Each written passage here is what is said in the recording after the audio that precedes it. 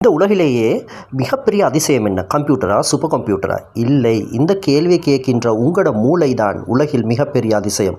மனுஷ மூளையின் எடை 1.3 கிலோகிராம் மட்டுமே. ஆனால் அதில் உள்ள சக்தி இன்றைய உலகில் உள்ள எல்லா சூப்பர் கம்ப்யூட்டர்களையும் சேர்த்தாலும் சமனாகாது.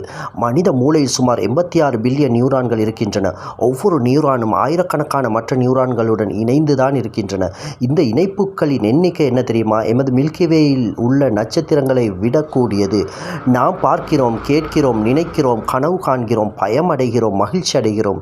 இந்த எல்லாவற்றையும் செய்கிற ஒரே உறுப்பு மூளைதான்.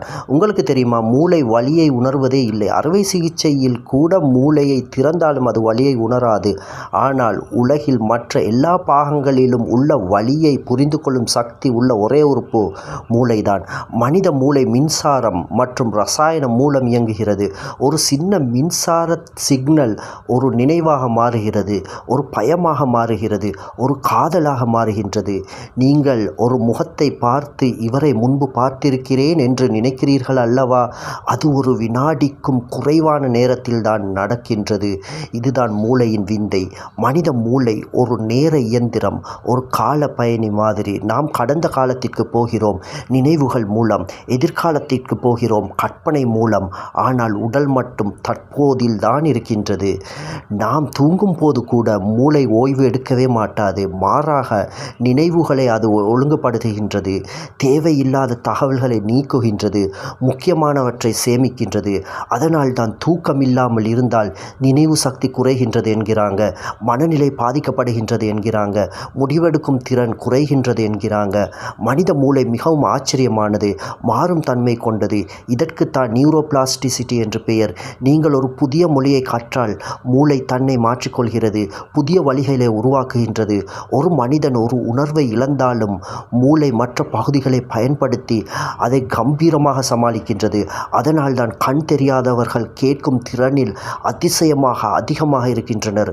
மனித மூளை ஒரு கதைகளை உருவாக்கும் இயந்திரம் என்பதை நீங்கள் அறிவீங்களா? ஒரு சம்பவத்தை எடுத்துக்கொண்டு அதற்கு அர்த்தம், காரணம், உணர்ச்சி எல்லாவற்றையும் சேர்த்து ஒரு கதையாக அது மாற்றுகின்றது. அதனால் தான் ஒரே சம்பவம் ஒருவருக்கு பயமாக இருக்கின்றது, மற்றொருவருக்கு ஊக்கமாக இருக்கின்றது. உண்மையில் உலகத்தை நாம் பார்க்கவில்லை, மூளை உருவாக்கும் உலகத்தை தான் நாம் பார்க்கின்றோம். உண்மையான உலகத்தை நாம் பார்க்கவில்லை, மூளை உருவாக்கும் உலகத்தை தான் நாம் பார்க்கின்றோம். நிறங்கள், ஒளிகள், சுவை எல்லாமே மூளை உருவாக்கும் அனுபவங்கள் தான்.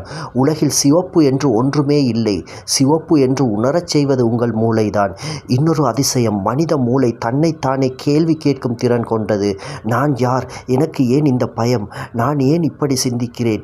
இந்த கேள்விகளை மூளை கேட்டுக்கொண்டிருக்கும். இதற்குத்தான் சுய உணர்வு என்று பெயர். இந்த பிரபஞ்சத்தில் மனிதனுக்கு மட்டும் கிடைத்த மிகப்பெரிய பரிசுதான் மூளை. ஆனால் அதே மூளைதான் அதிக பயம், அதிக கவனம், அதிக மன அழுத்தத்தை உருவாக்குகின்றது. அதனால் தான் மூளை நமக்கு எதிரி அல்ல. மூளையை பயிற்றுவிக்க வேண்டியது எமது பணி என்பதை நாம் உணர வேண்டும்.